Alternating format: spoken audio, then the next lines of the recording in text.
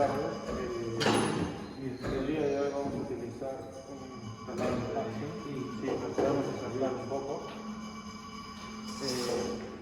En este taladro vemos las revoluciones por minuto que debe depender a nuestra broca. En este caso no podemos interpretar muy bien la velocidad, pero en este otro taladro aquí, como vemos, tenemos la medida de la broca, la diferente medida, las revoluciones que pide según la medida, y esta es la velocidad, ¿no?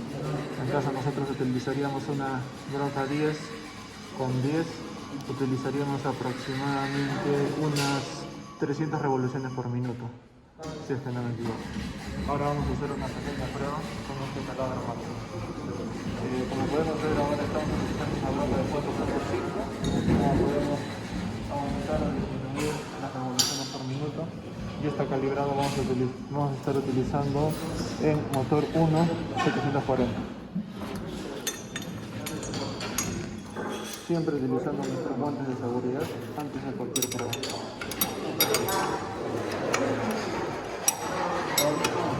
¿Vas a hacer esto?